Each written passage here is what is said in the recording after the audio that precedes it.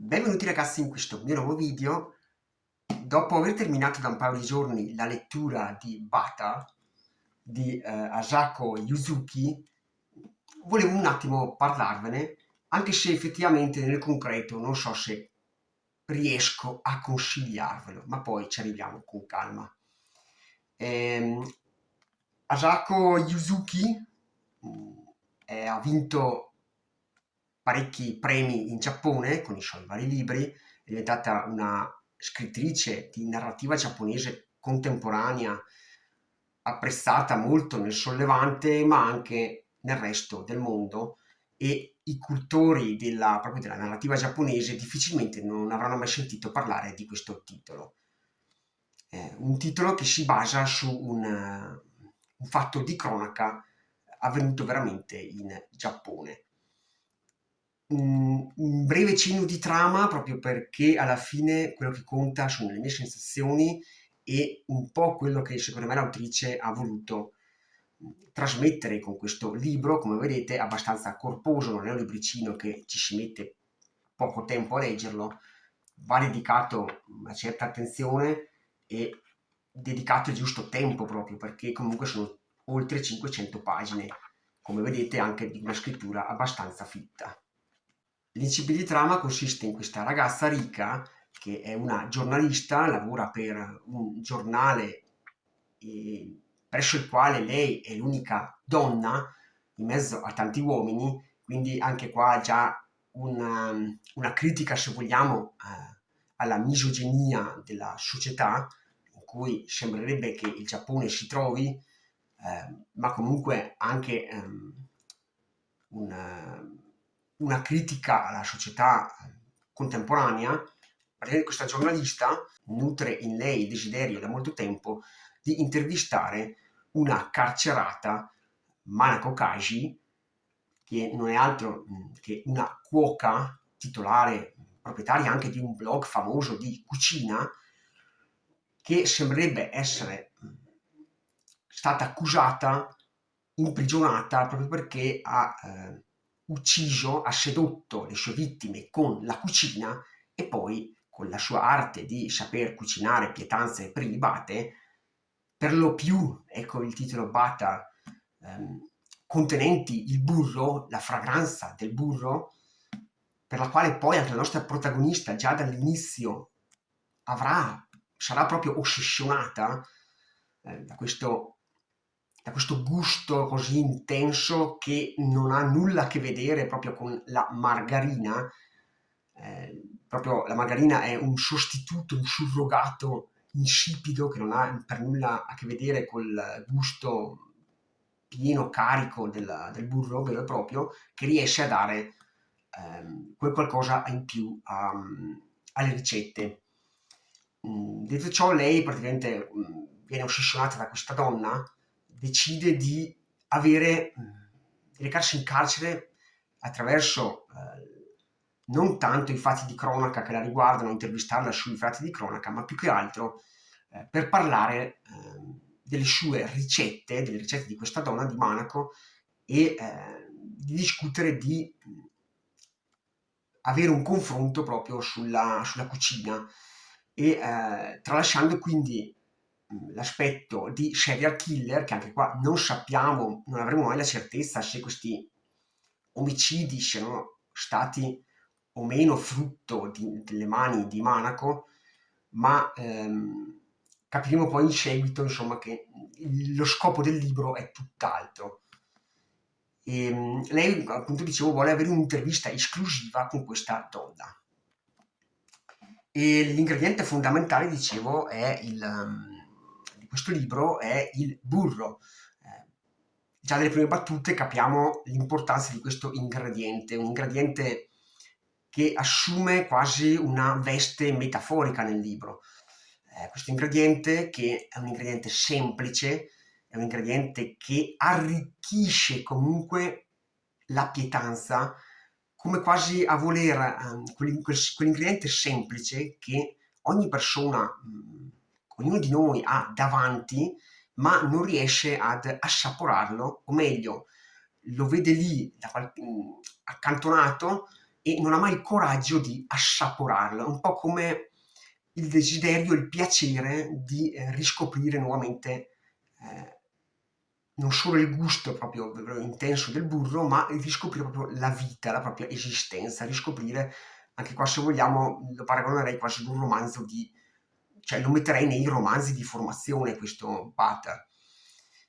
Questo ingrediente che è così semplice, ma nella sua semplicità riesce a cambiare chi lo assapora. Come le piccole cose della vita riescono in qualche modo ad influenzare il tuo stato d'animo, così anche il burro riesce ad influenzare proprio lo stato d'animo di Rika. I personaggi che troviamo all'interno non sono molti, ve lo dico già, troviamo principalmente l'amica fidata, l'amica del cuore di Rika, Reiko, il suo pseudo presunto ragazzo di Rika e pochi altri personaggi legati proprio a queste due figure, e anche chiaramente la famiglia di Manako, perché qua non viene lasciato nulla al caso, viene proprio esplorato, indagato non solo nell'animo umano di questa donna, vi è proprio delle riflessioni molto profonde sulle sensazioni che prova Manako, ma sulle sensazioni che l'hanno portata ad avere certi comportamenti che hanno reso le sue vittime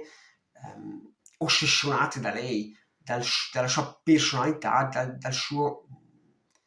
calamitare, attirare a sé proprio gli uomini, e in questo caso vedremo poi anche in seguito l'ossessione della stessa Rika per questa donna. Dicevo il burro che è proprio come quell'ingrediente che dà qualcosa in più a noi, anche se non lo vediamo, sappiamo che è lì, dobbiamo prima o poi assaporarlo, dobbiamo prima o poi provarlo. E grazie proprio a questo ingrediente riusciamo ad avere nuove sensazioni, percepire nuove cose che prima non vedevamo, un po' come una sorta di medicinale, se vogliamo, che ti aiuti ad affrontare le difficoltà, immergendoci proprio nel sapore del burro. Molto spesso troveremo delle lunghe descrizioni legate al cibo, ehm,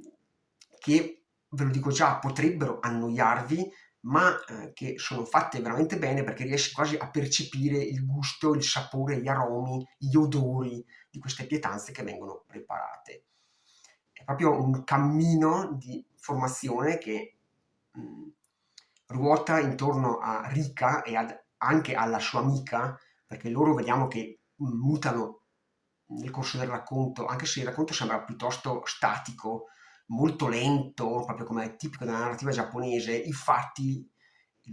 l'arco temporale continua a progredire lentamente, ma vediamo che la storia si muove,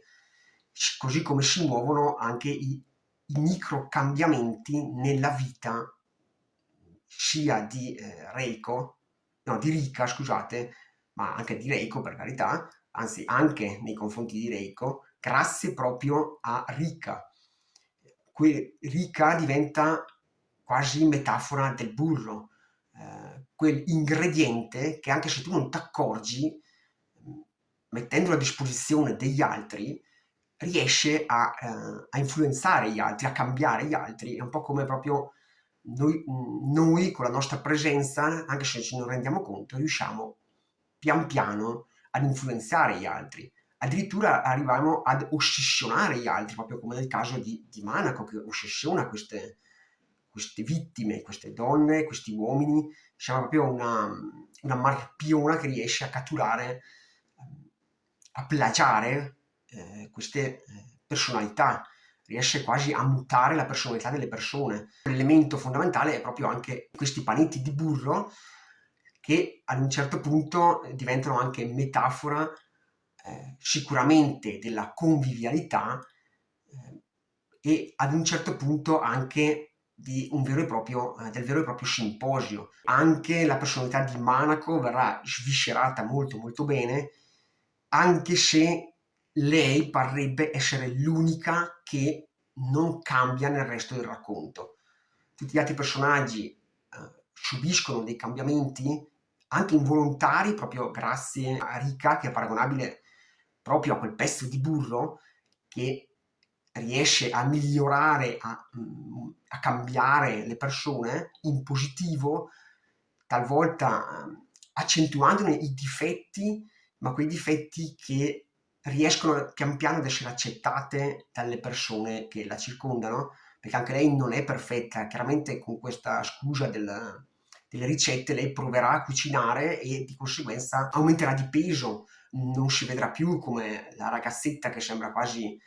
un adolescente, nonostante abbia ormai oltre i 30 anni, se non erro, non mi ricordo se è specificata l'età, comunque è una donna adulta, e perderà proprio quei lineamenti di adolescente e sembrerà più vecchia di quello che è e sembra non essere molto ben accettata dalla società, che chiaramente non vuole la donna in carne. Anche qua sembra proprio che venga messo in risalto lo stereotipo della donna magra che va bene, e invece la donna più formosa non va assolutamente bene, va comunque scartata dalla società, e qui verrà più volte marcato questo aspetto, secondo me. Ecco, è un libro che indaga molto nell'animo umano, nell'aspetto delle varie personalità. C'è comunque quell'aria di femminismo che si respira, perché comunque è un romanzo scritto da donna per altre donne, proprio per rimarcare la posizione sociale della donna, in particolare nella società giapponese. E qui secondo me emerge molto questo aspetto. In molte parti troviamo delle marcature piuttosto forti sulla femminilità, anche dal punto di vista proprio sessuale. Non troviamo scene esplicite, ma comunque troviamo anche qua delle scene di sesso. E mi riferisco poi anche di conseguenza al cibo, che viene visto proprio come quasi un oggetto erotico, un qualcosa di veramente sembra che quando queste pietanze vengono degustate si arrivi quasi veramente ad un orgasmo cerebrale, passatemi il termine. Devo dire che è fatto bene come racconto, anche se ho trovato delle parti che presentano delle forzature. In particolare mi riferisco, per chi l'avesse letto, alla parte del pedofilo, e qua non aggiungo altro perché altrimenti vi rovinerei parte del racconto, e è parso a me che ci sia stato quasi in alcune parti un eccessivo allungamento di trama, un allungamento che per carità è funzionale alla storia, non dico che sia stato allungato e quello che è stato detto non serve a niente, ma vi è un allungamento nel raccontare, nello sviscerare proprio per filo e per segno tutti questi passaggi della personalità di Manako, di Rika, di tutti gli altri personaggi. Non è lasciato,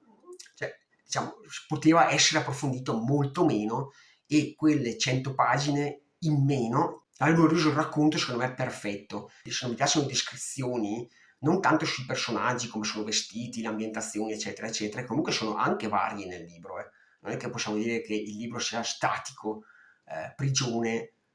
ambiente di lavoro di Rika, e finisce lì. C'è una certa indagine dietro che comunque porta a dei cambiamenti anche nelle ambientazioni, oltre che nei vari stati d'animo delle persone, come abbiamo visto, che quello è la parte decisamente migliore, perché ti fa percepire proprio questi micro cambiamenti grazie al cibo, grazie ai rapporti umani, perché qua ci sono molti, cioè è incentrato molto sul rapporto umano, su come una persona si senta nei confronti, si sente magari messa da parte nei confronti della società, e anche magari di stessi amici che riteneva amici, che a un certo punto però magari li vede quasi come una minaccia, proprio perché non condividono più le tue idee o i tuoi obiettivi, come appunto l'obiettivo di avere un'intervista esclusiva su Monaco. Lo posso definire quasi, oltre, come detto, ad un romanzo di formazione, un romanzo legato molto alla psicologia, alla psiche dei personaggi, quindi che si concentra molto su questo aspetto, e soprattutto anche sul cibo. Ripeto, se non vi piace questo mondo culinario, lasciate perdere, perché sicuramente vi annoiate, ve lo dico già, vi annoiate da morire, perché ci sono pagine e pagine descrittive su come vengono cucinati questi cibi, su come, a che temperatura vanno cotti, come le sensazioni che si ha quando vengono mangiati, eccetera, eccetera. Quindi evitate se non vi piace questo tipo di racconto. Ma se vi interessa invece una bella storia, ma che comunque non ha, apparentemente sembra un thriller, ma alla fin dei conti non ha nulla che la leghi ad un thriller, ad un giallo, nonostante la copertina sia gialla, non c'è niente che... Cioè, è un'indagine, quello sì, ma un'indagine non prettamente poliziesca, come avete capito, ma è un'indagine più che altro nella personalità, nei cambiamenti di una persona o più persone, in questo caso.